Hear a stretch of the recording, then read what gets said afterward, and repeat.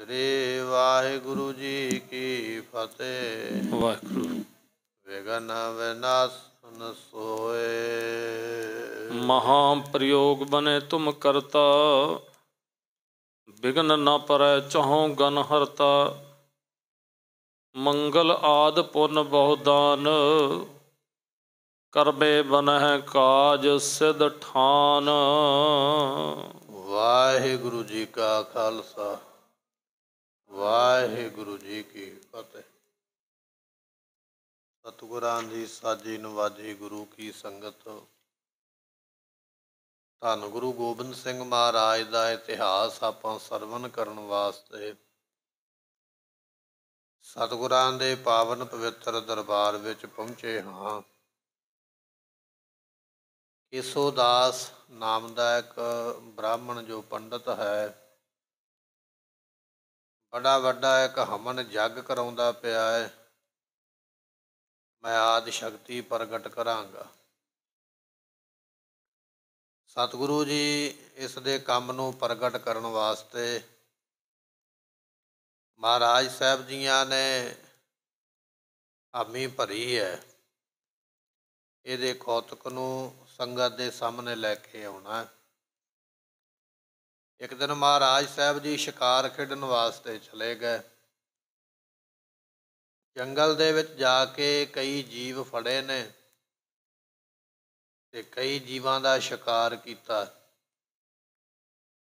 ਇਹ ਇਤਿਹਾਸ, ਇਹ ਬਚਨ ਆਪਾਂ ਪਿੱਛੇ ਸਰਵਣ ਕਰਿਆ ਹੈ। ਜਦੋਂ ਪੰਡਤ ਨੂੰ ਪਤਾ ਲੱਗਾ ਵੀ ਮਹਾਰਾਜ ਸ਼ਿਕਾਰ ਕਰਕੇ ਲਿਆਏ ਨੇ, ਸਤਿਗੁਰਾਂ ਦੇ ਕੋਲ ਆਇਆ ਹੈ। ਆ ਕੇ ਸਵਾਲ ਕਰਦਾ, ਮਹਾਰਾਜ ਇਹ ਤੁਸੀਂ ਕਰਮ ਕਿਉਂ ਕੀਤਾ ਹੈ? ਇਤਿਹਾਸ ਬਚਨ ਆਪਾਂ ਕੱਲ੍ਹ ਸਰਵਣ ਕੀਤੇ। ਇੱਥੋਂ ਅੱਗੇ ਆਪਾਂ ਨੂੰ ਅੱਜ ਬਚਨ ਸਰਵਣ ਕਰਨ ਵਾਸਤੇ ਪ੍ਰਾਪਤ ਹੋਣਗੇ। ਆਓ ਮਨ ਦਾ ਧਿਆਨ ਟਿਕਾਈਏ, ਮਿਲ ਕੇ ਆਖੀਏ ਸਤਿਨਾਮ ਸ੍ਰੀ ਵਾਹਿਗੁਰੂ ਸਾਹਿਬ ਜੀ। ਮਹਾ ਪ੍ਰਯੋਗ ਬਨੇ ਤੁਮ ਕਰਤਾ। ਸਤਿਗੁਰਾਂ ਨੂੰ ਆਖਦਾ, ਸਤਿਗੁਰੂ ਜੀ ਆਪ ਜੀ ਵੇਖੋ ਕਿੱਡਾ ਵੱਡਾ ਜੱਗ ਕਰਦੇ ਪਏ ਹੋ। ਕਿੰਨੇ ਮੰਤਰ ਪੜ੍ਹੇ ਜਾ ਰਹੇ ਨੇ, ਕਿੰਨੀਆਂ ਆਹੂਤੀਆਂ ਜਿਹੜੀਆਂ ਨੇ ਅੱਗ ਦੇ ਵਿੱਚ ਪਾਈਆਂ ਜਾ ਰਹੀਆਂ। ਮਹਾਰਾਜ ਇੱਕ ਪਾਸੇ ਤੇ ਇੰਨਾ ਵੱਡਾ ਜੱਗ ਸ਼ੁਰੂ ਕੀਤਾ ਹੋਇਆ, ਦੁਨੀਆ ਦੇ ਭਲੇ ਵਾਸਤੇ ਕਾਰਜ ਕਰਦੇ ਹੋ। ਵਿਘਨ ਨਾ ਪਰੈ ਚਹੁ ਗਨ ਹਰਤਾ। ਤੇ ਸਤਿਗੁਰੂ ਪਾਤਸ਼ਾਹ ਮੈਂ ਚਾਹੁੰਦਾ ਵੀ ਆਪਣੇ ਕੰਮ ਦੇ ਵਿੱਚ ਵਿਘਨ ਨਾ ਪਵੇ। ਹੁਣ ਆਪਾਂ ਇੰਨੀ ਮਾਇਆ ਖਰਚੀ ਹੈ, ਇੰਨੀ ਸਮੱਗਰੀ ਲਿਆਂਦੀ ਹੈ, ਸਭ ਕੁਝ ਇੰਤਜ਼ਾਮ ਕੀਤਾ ਹੈ, ਪਰ ਮੈਂ ਚਾਹੁੰਦਾ ਵੀ ਜਿਹੜਾ ਆਪਾਂ ਕੰਮ ਸ਼ੁਰੂ ਕੀਤਾ ਹੈ ਨਾ, ਇਹ ਮੁਕੰਮਲ ਹੋ ਜਾਵੇ, ਇਹਦੇ ਵਿੱਚ ਰੁਕਾਵਟ ਨਾ ਪਵੇ। ਮਹਾਰਾਜ ਮੈਂ ਇਹ ਚਾਹੁੰਦਾ ਹਾਂ। ਇਸ ਕਰਕੇ ਮੈਂ ਚਾਹੁੰਦਾ ਹਾਂ ਵੀ ਸਾਰੇ ਵਿਘਨਾਂ ਨੂੰ ਦੂਰ ਕਰਨਾ ਕਰੀਏ। ਮੰਗਲ ਆਦ ਪੁੰਨ ਬਹੁ ਦਾਨ। ਸਤਿਗੁਰੂ ਇਹੋ ਜਿਹੇ ਕੰਮਾਂ 'ਚ ਖੁਸ਼ੀਆਂ ਕਰੀਦੀਆਂ ਹੁੰਦੀਆਂ, ਪੁੰਨ ਕਰੀਦਾ, ਦਾਨ ਕਰੀਦਾ। ਕਿਉਂਕਿ ਪੁੰਨ ਤੇ ਦਾਨ ਕਰਨ ਦੇ ਨਾਲ ਲੋਕਾਂ ਦੀਆਂ ਦੁਆਵਾਂ ਮਿਲਦੀਆਂ ਨੇ, ਅਸੀਸਾਂ ਮਿਲਦੀਆਂ। ਜਦੋਂ ਇਹੋ ਜਿਹਾ ਕੋਈ ਜੱਗ ਕਰੀਏ, ਕੋਈ ਹਵਨ ਕਰੀਏ, ਤਾਂ ਉਹਦੇ ਵਿੱਚ ਦਾਨ ਪੁੰਨ ਕਰੀਦੇ, ਸਗੋਂ ਲੋਕਾਂ ਦਾ ਭਲਾ ਕਰੀਦਾ। ਤੇ ਮਹਾਰਾਜ ਭਲਾ ਕਰਨਾ ਤੇ ਦੂਰ, ਤੁਸੀਂ ਤੇ ਜੀਵ ਹੱਤਿਆ ਕੀਤੀ, ਤੁਸੀਂ ਤੇ ਸਗੋਂ ਪਾਪ ਕਰ ਦਿੱਤਾ। ਤੁਹਾਨੂੰ ਪਤਾ ਨਹੀਂ, ਪਰ ਐਸੇ ਜਦੋਂ ਕੰਮ ਕਰੀਏ ਉਦੋਂ ਭਲੇ ਦੇ ਕਾਰਜ ਕਰੀਦੇ ਹਨ। ਕਰਬੇ ਬਨੈ ਕਾਜ ਸਿਧ ਠਾਨ। ਤੇ ਫਿਰ ਆਪਣਾ ਕੰਮ ਵੀ ਸਹੀ ਬਣ ਜਾਂਦਾ ਹੈ। ਜਿਹੜੇ ਕੰਮ ਨੂੰ ਆਪਾਂ ਲੱਗੇ ਆ, ਜੱਗ ਕਰਦੇ ਪਏ ਆ, ਹਵਨ ਕਰਦੇ ਪਏ ਆ, ਜੇ ਆਪਾਂ ਨਾਲ ਦਾਨ ਪੁੰਨ ਵੀ ਕਰਾਂਗੇ, ਲੋਕਾਂ ਦੀਆਂ ਅਸੀਸਾਂ ਵੀ ਲਵਾਂਗੇ, ਤੇ ਸਗੋਂ ਆਪਣਾ ਕੰਮ ਛੇਤੀ ਬਣੇਗਾ। ਜੇ ਆਪਾਂ ਮਹਾਰਾਜ ਜੀਵ ਹੱਤਿਆ ਕਰਾਂਗੇ ਨਾ, ਤੇ ਫਿਰ ਆਪਣੇ ਕੰਮ ਵਿੱਚ ਰੁਕਾਵਟ ਵੀ ਪੈ ਸਕਦੀ ਹੈ। ਤੁਮ ਗਨ ਮਿਰਗਨ ਪੰਛੀਆਂ ਘਾਇਓ। ਮਹਾਰਾਜ ਇਹ ਤੁਸੀਂ ਕੀ ਕੀਤਾ ਹੈ? ਵੇਖੋ ਕਿੰਨੇ ਜ਼ਿਆਦੇ ਤੁਸੀਂ ਪੰਛੀ ਮਾਰ ਦਿੱਤੇ ਨੇ, ਕਿੰਨੇ ਜ਼ਿਆਦੇ ਹਿਰਨ ਮਾਰ ਦਿੱਤੇ ਨੇ। ਮੈਂ ਤੇ ਪੁੰਨ ਕਰਦਾ ਪਿਆ, ਮੈਂ ਤੇ ਮੰਤਰ ਪੜ੍ਹਦਾ ਪਿਆ, ਪਰ ਤੁਸੀਂ ਪਾਪ ਕਰਦੇ ਪਏ, ਜੀਵ ਹੱਤਿਆ ਕਰਦੇ ਪਏ। ਇਹ ਪੰਡਤ ਜਿਹੜਾ ਕੇਸੋ ਦਾਸ ਇਹਦਾ ਨਾਮ ਹੈ, ਸਤਿਗੁਰਾਂ ਨੂੰ ਕਹਿ ਰਿਹਾ, ਮਹਾਰਾਜ ਵੀ ਇਹ ਪਾਪ ਕਿਉਂ ਕੀਤਾ? ਤੁਸੀਂ ਕਿਉਂ ਜੀਵਾਂ ਨੂੰ ਮਾਰਿਆ ਹੈ? ਨਾਹਕ ਹਿੰਸਾ ਕਰਮ ਕਮਾਏ। ਮਹਾਰਾਜ ਨਾਹਕ ਹੀ, ਐਵੇਂ ਹੀ, ਲੋੜ ਨਹੀਂ ਸੀ, ਫਿਰ ਵੀ ਤੁਸੀਂ ਹਿੰਸਾ ਕੀਤੀ, ਜੀਵ ਹੱਤਿਆ ਕੀਤੀ। ਜੇ ਆਪਾਂ ਸ਼ਿਕਾਰ ਖੇਡਣ ਨਾ ਜਾਂਦੇ, ਇਹਨਾਂ ਜੀਵਾਂ ਦੀ ਹੱਤਿਆ ਨਾ ਕਰਦੇ, ਤੇ ਤਾਂ ਵੀ ਆਪਣਾ ਕੋਈ ਕੰਮ ਵਿਗੜ ਨਹੀਂ ਸੀ ਜਾਣਾ। ਇਹ ਤੇ ਜਾਣ ਬੁੱਝ ਕੇ ਐਵੇਂ ਹੀ ਫਜ਼ੂਲ ਹੀ ਆਪਾਂ ਕਹਿ ਲਈਏ ਵੀ ਨਹੀਂ ਸੀ ਚਾਹੀਦਾ, ਫਿਰ ਵੀ ਤੁਸੀਂ ਜੀਵ ਹੱਤਿਆ ਕੀਤੀ ਹੈ। ਵੱਡ ਬੁੱਧਵੰਤਨ ਕੇ ਸਿਰਮੌਰ। ਮਹਾਰਾਜ ਆਪ ਜੀ ਜਿਹੜੇ ਵੱਡੇ ਵੱਡੇ ਅਕਲ ਵਾਲੇ ਨੇ, ਉਹਨਾਂ ਦੇ ਤੁਸੀਂ ਸ਼੍ਰੋਮਣੀ ਹੋ। ਜਿੰਨੇ ਤੁਹਾਡੇ ਸਿੱਖ ਨੇ, ਜਿੰਨੀ ਸੰਗਤ ਹੈ, ਉਹਨਾਂ ਸਾਰਿਆਂ ਤੋਂ ਵੱਧ ਬੁੱਧ ਵਾਲੇ ਆਪ ਹੋ, ਅਕਲ ਵਾਲੇ ਆਪ ਹੋ, ਸਮਝ ਦੇਣ ਵਾਲੇ ਹੋ। ਹਿਰਦੈ ਵਿਚਾਰ ਹਰ ਸਿਰਮੌਰ। ਤੇ ਮਹਾਰਾਜ ਸਾਰੇ ਵਿਚਾਰਦੇ ਨੇ ਵੀ ਤੁਸੀਂ ਵੱਡੇ ਹੋ, ਜਾਂ ਇਸ ਤਰ੍ਹਾਂ ਕਹਿ ਲਈਏ ਹਰੀ ਜੋ ਸਾਰਿਆਂ ਦਾ ਸ਼੍ਰੋਮਣੀ ਹੈ, ਤੁਸੀਂ ਉਹਦਾ ਹੀ ਰੂਪ ਹੋ, ਸਾਰੇ ਇਸ ਤਰ੍ਹਾਂ ਜਾਣਦੇ ਹਨ। ਸਭ ਜੀਵਨ ਮੈਂ ਵਿਆਪੋ ਸੋਏ। ਮਹਾਰਾਜ ਤੁਹਾਨੂੰ ਕੀ ਦੱਸਣਾ, ਆਮ ਬੰਦੇ ਨੂੰ ਦੱਸਿਆ ਜਾਂਦਾ ਹੈ, ਤੁਹਾਨੂੰ ਕੀ ਦੱਸਣਾ ਹੈ। ਪਰਮਾਤਮਾ ਸਾਰੇ ਜੀਵਾਂ ਵਿੱਚ ਸਮਾਇਆ ਹੋਇਆ। ਜਿਹੜੇ ਹਿਰਨ ਤੁਸੀਂ ਮਾਰੇ ਨੇ, ਪੰਛੀ ਫੜ ਕੇ ਲਿਆਂਦੇ, ਇਹਨਾਂ ਵਿੱਚ ਵੀ ਤੇ ਪਰਮਾਤਮਾ ਵਸਿਆ ਹੋਇਆ ਹੈ। ਤੁਹਾਨੂੰ ਤੇ ਮਹਾਰਾਜ ਸਭ ਪਤਾ ਹੈ। ਜਿਤ ਤੱਕ ਜਗਤ ਦੀਖਤ ਸਭ ਕੋਏ। ਜਿੰਨਾ ਵੀ ਜਗਤ ਦੀਦਾ ਪਿਆ ਨਾ, ਸੰਸਾਰ ਜੋ ਦਿਸਦਾ ਪਿਆ ਹੈ, ਹਿੰਸਾ ਕਰਨੀ ਨਾਹੇ ਨਨੀਕੀ। ਇਹਦੇ ਵਿੱਚ ਹਿੰਸਾ ਨਹੀਂ ਕਰਨੀ ਚਾਹੀਦੀ, ਜੀਵ ਹੱਤਿਆ ਨਹੀਂ ਕਰਨੀ ਚਾਹੀਦੀ, ਕਿਉਂਕਿ ਹਰੇਕ ਜੀਵ ਦੇ ਵਿੱਚ ਪਰਮੇਸ਼ਰ ਵਸਦਾ ਹੈ। ਸਤਿਗੁਰਾਂ ਨੂੰ ਤੇ ਉਪਦੇਸ਼ ਦੇ ਰਿਹਾ ਜੀਵ ਹੱਤਿਆ ਨਹੀਂ ਕਰਨੀ ਚਾਹੀਦੀ। ਪਰ ਅੱਜ ਵੀ ਹਿੰਦੁਸਤਾਨ ਦੇ ਬੜੇ ਬੜੇ ਵੱਡੇ ਮੰਦਰਾਂ ਦੇ ਵਿੱਚ ਜੀਵਾਂ ਦੀ ਬਲੀ ਦਿੱਤੀ ਜਾਂਦੀ ਹੈ, ਪਰ ਉਸ ਜੀਵ ਦੀ ਬਲੀ ਨੂੰ ਇਹ ਪਾਪ ਨਹੀਂ ਮੰਨਦੇ। ਕਹਿਣ ਲੱਗੇ ਵੀ ਇਹ ਤੇ ਦੇਵਤੇ ਵਾਸਤੇ ਦਿੱਤੀ ਹੈ, ਇਹ ਪਾਪ ਨਹੀਂ ਹੈ। ਇਹਦੇ ਕਹਿਣ ਤੋਂ ਭਾਵ ਇਹ ਆ ਵੀ ਮਹਾਰਾਜ ਜਿਹੜਾ ਤੁਸੀਂ ਇਹ ਆਪਣੇ ਵਾਸਤੇ ਸ਼ਿਕਾਰ ਕਰਵਾ ਕੇ ਲਿਆਏ ਹੋ, ਇਹ ਪਾਪ ਹੈ। ਜੋ ਤੁਮ ਕਰੀ ਖਗਨ ਮ੍ਰਿਗ ਜੀ ਕੀ। ਮਹਾਰਾਜ ਵੇਖੋ ਤੁਸੀਂ ਹਿਰਨ ਕਿੰਨੇ ਮਾਰੇ ਨੇ, ਪੰਛੀ ਕਿੰਨੇ ਮਾਰੇ ਨੇ, ਹੋਰ ਕਿੰਨੇ ਜੀਵਾਂ ਨੂੰ ਮਾਰਿਆ ਹੈ। ਮੈਂ ਚਾਹੋ ਹੋਏ ਪੂਰ ਪ੍ਰਯੋਗ। ਮਹਾਰਾਜ ਮੈਂ ਚਾਹੁੰਦਾ ਹਾਂ ਵੀ ਆਪਣਾ ਇਹ ਜੱਗ ਪੂਰਾ ਹੋਵੇ, ਦੇਵੀ ਪ੍ਰਗਟ ਹੋਵੇ। ਤੇ ਜਿਸ ਤਰ੍ਹਾਂ ਦੇ ਕੰਮ ਮਹਾਰਾਜ ਤੁਹਾਡੇ ਨੇ, ਮੈਨੂੰ ਨਹੀਂ ਲੱਗਦਾ ਵੀ ਤੁਸੀਂ ਇਹਨੂੰ ਪੂਰਾ ਕਰਨਾ ਚਾਹੁੰਦੇ ਹੋ। ਤੁਸੀਂ ਤੇ ਪਾਉਣਾ ਚਾਹੁੰਦੇ ਹੋ ਰੁਕਾਵਟ। ਮੈਂ ਤੇ ਮੰਤਰ ਪੜ੍ਹਦਾ ਪਿਆ ਵੀ ਦੇਵੀ ਪ੍ਰਗਟ ਹੋਵੇ, ਤੁਸੀਂ ਜੀਵ ਹੱਤਿਆ ਕਰਦੇ ਪਏ, ਕਦੇ ਹਿਰਨ ਮਾਰ ਦਿੰਦੇ ਹੋ, ਕਦੇ ਪੰਛੀ ਮਾਰ ਦਿੰਦੇ ਹੋ। ਇਸ ਤਰ੍ਹਾਂ ਫਿਰ ਆਪਣਾ ਇਹ ਕੰਮ ਸਿਰੇ ਨਹੀਂ ਚੜ੍ਹਨਾ ਹੈ। ਨਾਹੀਂ ਤਕਰੈ ਹਾਸ ਸਭ ਲੋਕ। ਨਾਹੀਂ ਤਾਂ ਕਰੈ, ਨਹੀਂ ਤੇ ਲੋਕੀ ਹਾਸੀ ਕਰਨਗੇ, ਮਜ਼ਾਕ ਕਰਨਗੇ ਵੀ ਕੇਸੋ ਦਾਸ ਪੰਡਤ ਨੇ ਹਵਨ ਸ਼ੁਰੂ ਕਰਾਇਆ ਸੀ, ਦੇਵੀ ਨਹੀਂ ਪ੍ਰਗਟ ਹੋਈ ਹੈ, ਲੋਕ ਮਜ਼ਾਕ ਉਡਾਉਣਗੇ, ਬਖੌਲ ਕਰਿਆ ਕਰਨਗੇ। ਦੇਵ ਆਰਾਧਨ ਤਤਪਰ ਰਹੀਏ। ਮਹਾਰਾਜ ਤੁਸੀਂ ਛੱਡੋ ਸਭ ਕੁਝ, ਸ਼ਿਕਾਰ ਕਰਨਾ ਛੱਡ ਦਿਓ, ਆਉਣਾ ਜਾਣਾ ਛੱਡ ਦਿਓ, ਕੇਵਲ ਇੱਕ ਕੰਮ ਵੱਲ ਧਿਆਨ ਦਿਓ। ਉਹ ਕੰਮ ਇਹ ਹੈ ਕਿ ਦੇਵੀ ਨੂੰ ਕਿਵੇਂ ਆਰਾਧਨਾ ਹੈ, ਉਹਨੂੰ ਪ੍ਰਗਟ ਕਿਵੇਂ ਕਰਨਾ ਹੈ। ਕੇਵਲ ਤੇ ਕੇਵਲ ਇਸ ਕੰਮ ਵੱਲ ਹੀ ਆਪਣਾ ਧਿਆਨ ਦੇਣਾ ਕਰੋ। ਜਿਸ ਤੇ ਬਿਤੈ ਤਿਮ ਤੁਮ ਚਾਹੀਏ। ਜਿਸ ਤਰ੍ਹਾਂ ਦੇ ਨਾਲ ਜਿਹਦੇ ਵਾਸਤੇ ਆਪਾਂ ਹਵਨ ਕਰਦੇ ਪਏ ਹਾਂ, ਜੱਗ ਕਰਦੇ ਪਏ ਹਾਂ, ਉਹ ਦੇਵੀ ਪ੍ਰਗਟ ਹੋਵੇ, ਆਪਾਂ ਸਾਰਿਆਂ ਨੂੰ ਉਹੀ ਸਾਧਨ ਕਰਨਾ ਚਾਹੀਦਾ ਹੈ, ਉਹੀ ਹੀਲਾ ਕਰਨਾ ਚਾਹੀਦਾ, ਉਹੀ ਸਾਰਿਆਂ ਨੂੰ ਯਤਨ ਕਰਨੇ ਚਾਹੀਦੇ ਹਨ। ਹਿੰਸਾ ਕੇ ਸਮਦੋਸ਼ ਨਾ ਕੋਈ। ਕਿਉਂਕਿ ਮਹਾਰਾਜ ਜੀਵ ਹੱਤਿਆ ਦੇ ਬਰਾਬਰ ਕੋਈ ਪਾਪ ਨਹੀਂ ਹੈ। ਜੀਵ ਹੱਤਿਆ ਕਰਨੀ ਬਹੁਤ ਵੱਡਾ ਪਾਪ ਹੈ, ਔਰ ਉਹ ਪਾਪ ਕਰਮ ਜਿਹੜਾ ਉਸਨੂੰ ਪਰਾਰਬਧ ਪਾਪ ਆਖਿਆ ਜਾਂਦਾ, ਉਹ ਮਿਟਦਾ ਨਹੀਂ, ਉਹ ਜੀਵ ਕੋਟੀ ਵਿੱਚ ਆ ਜਾਂਦਾ। ਜੀਵ ਕੋਟੀ ਵਿੱਚ ਆਇਆ ਹੋਇਆ ਪਾਪ ਦੁਨੀਆ ਵਿੱਚ ਕੋਈ ਮਾਫ ਨਹੀਂ ਕਰਵਾ ਸਕਦਾ, ਤੇ ਨਾ ਹੀ ਕਿਸੇ ਵਿੱਚ ਇੰਨੀ ਸਮਰੱਥਾ ਹੈ। ਮਹਾਰਾਜ ਜੀਵ ਹੱਤਿਆ ਕਰਨੀ ਇਹ ਇੰਨਾ ਵੱਡਾ ਪਾਪ ਹੈ, ਇਹਦਾ ਫਲ ਭੋਗੇ ਬਿਨਾ ਖਤਮ ਨਹੀਂ ਹੁੰਦਾ। ਮਹਾਰਾਜ ਸਾਹਿਬ ਜੀਆਂ ਦਾ ਇਹ ਬਚਨ ਜਿਹੜਾ ਹੈ ਗੁਰਬਾਣੀ ਦੇ ਵਿੱਚ ਵੀ ਹੈ ਕਿ ਕੋਟੀ ਵਿੱਚ ਆਇਆ ਹੋਇਆ ਕਰਮ, ਜੀਵ ਕੋਟੀ ਵਿੱਚ ਆਇਆ, ਭੋਗੇ ਬਿਨਾ ਮਿਟਦਾ ਨਹੀਂ, ਉਹਨੂੰ ਭੋਗਣਾ ਪੈਂਦਾ, ਭਾਵੇਂ ਵਿਅਕਤੀ ਕਿੰਨੇ ਵੀ ਯਤਨ ਕਰ ਲਵੇ। ਇੱਥੇ ਬਚਨ ਆ ਗਿਆ ਮਹਾਰਾਜ ਜੀਵ ਹੱਤਿਆ ਪਾਪ ਹੈ। ਅੱਗੇ ਜੋ ਰਾਵਰ ਇੱਛ ਹੋਈ। ਸਤਿਗੁਰੂ ਅੱਗੇ ਤੁਹਾਡੀ ਮਰਜ਼ੀ ਹੈ, ਮੇਰਾ ਕੰਮ ਸੀ ਦੱਸਣਾ, ਤੁਸੀਂ ਮੰਨਣਾ ਜਾਂ ਨਹੀਂ ਮੰਨਣਾ ਉਹ ਤੁਹਾਡੀ ਮਰਜ਼ੀ ਹੈ। ਤਥਾ ਕਰੋ ਮਨ ਸਮਝ ਵਿਚਾਰੋ। ਮਹਾਰਾਜ ਜਿਵੇਂ ਤੁਹਾਨੂੰ ਚੰਗਾ ਲੱਗਦਾ ਤੁਸੀਂ ਉਵੇਂ ਕਰੋ, ਮੇਰਾ ਕੰਮ ਸੀ ਸਾਵਧਾਨ ਕਰਨਾ, ਮੇਰਾ ਕੰਮ ਸੀ ਤੁਹਾਨੂੰ ਦੱਸਣਾ ਵੀ ਜੀਵ ਹੱਤਿਆ ਨਹੀਂ ਕਰੀਦੀ। ਜਦੋਂ ਕੋਈ ਪਾਠ ਕਰਵਾਈਏ, ਕੋਈ ਪੂਜਾ ਕਰਵਾਈਏ, ਕੋਈ ਰੱਬ ਦਾ ਨਾਂ ਲਈਏ, ਉਸ ਵੇਲੇ ਜੀਵਾਂ ਦੀ ਹੱਤਿਆ ਨਹੀਂ ਕਰੀਦੀ। ਉਹਦਾ ਪਾਪ ਜਿਹੜਾ ਹੈ ਉਹ ਚੱਲਦੇ ਹੋਏ ਸਾਡੇ ਜੱਗ ਨੂੰ, ਪੂਜਾ ਨੂੰ, ਪਾਠ ਨੂੰ, ਉਹਦੇ 'ਚ ਰੁਕਾਵਟ ਆ ਜਾਂਦੀ, ਉਹਦਾ ਫਲ ਨਹੀਂ ਮਿਲਦਾ। ਕਿ ਗੁਰਮੁਖੋ ਜੀਵ ਹੱਤਿਆ ਕਰਨੀ ਤੇ ਸੱਚਮੁੱਚ ਹੀ ਪਾਪ ਹੈ। ਪਰ ਜਦੋਂ ਆਪਾਂ ਆਪਣੇ ਘਰ ਵਿੱਚ ਅਖੰਡ ਪਾਠ ਸਾਹਿਬ ਕਰਵਾਉਂਦੇ ਹਾਂ, ਸਹਿਜ ਪਾਠ ਸਾਹਿਬ ਕਰਵਾਉਂਦੇ ਹਾਂ, ਕੋਈ ਵਿਆਹ ਦਾ ਪ੍ਰੋਗਰਾਮ ਉਲੀਕਦੇ ਹਾਂ, ਇੱਕ ਪਾਸੇ ਗੁਰੂ ਗ੍ਰੰਥ ਸਾਹਿਬ ਦੀ ਬਾਣੀ ਦਾ ਭੋਗ ਪੈ ਰਿਹਾ ਜਾਂ ਪੈ ਗਿਆ, ਦੂਸਰੇ ਪਾਸੇ ਨਾਲ ਹੀ ਮੁਰਗੇ ਵੱਢੇ ਜਾਂਦੇ, ਬੱਕਰੇ ਵੱਢੇ ਜਾਂਦੇ, ਕਈ ਜੀਵ ਵੱਢ ਕੇ ਤੇ ਉਹਨਾਂ ਦਾ ਮਾਸ ਤਿਆਰ ਕੀਤਾ ਜਾਂਦਾ।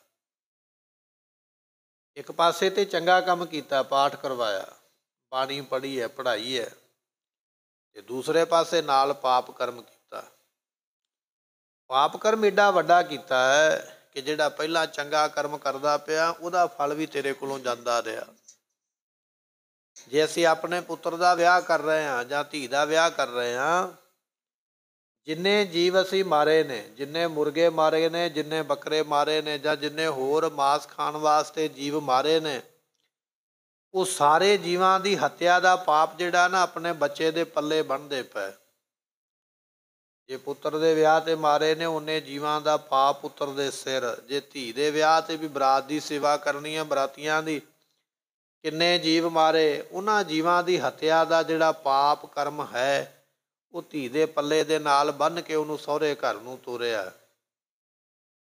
ਤੇ ਫਿਰ ਸੁੱਖ ਕਿਵੇਂ ਮਿਲੇਗਾ? ਦੱਦਾ ਦੋਸ ਨਾ ਦਿਉ ਕਿਸੇ, ਦੋਸ ਕਰਮਾ ਆਪਣਿਓ। ਆਪਣੇ ਕਰਮਾਂ ਦਾ ਦੋਸ਼ ਹੈ। ਜਦੋਂ ਪਾਪ ਹੀ ਤੂੰ ਨਾਲ ਬੰਨ੍ਹ ਕੇ ਤੋਰਿਆ ਆਪਣੀ ਧੀ ਦੇ, ਵੀ ਜਾ ਇੰਨੇ ਪਾਪ, ਇੰਨੇ ਜੀਵਾਂ ਦੀ ਹੱਤਿਆ ਨਾਲ ਲੈ ਜਾ। ਤੇ ਪੁੱਤਰ ਦੇ ਵੀ ਵਿਆਹ ਤੇ ਇਹੋ ਕੁਝ ਹੀ ਕੀਤਾ, ਉੱਥੇ ਵੀ ਆਖਿਆ ਵੀ ਇੰਨੇ ਜੀਵਾਂ ਦਾ ਪਾਪ ਤੇਰੇ ਸਿਰ ਤੇ ਹੈ, ਫਿਰ ਸੁੱਖ ਕਿਵੇਂ ਮਿਲੇਗਾ? ਉਹ ਕਰਮ ਭੋਗੇ ਬਿਨਾਂ ਮਿਟਣਾ ਨਹੀਂ, ਉਹ ਭੋਗਣਾ ਪਵੇਗਾ। ਦੋਸ ਕਰਮਾ ਆਪਣਿਆ, ਜੋ ਮੈਂ ਕੀਆ ਸੋ ਮੈਂ ਪਾਇਆ। ਜਿਸ ਤਰ੍ਹਾਂ ਦਾ ਕਰਮ ਕੀਤਾ ਉਵੇਂ ਦਾ ਫਲ ਪਾਉਂਦਾ ਹੈ। ਇਸ ਕਰਕੇ ਕਿਸੇ ਨੂੰ ਕਾਹਦਾ ਦੋਸ਼ ਦੇਣਾ ਹੈ?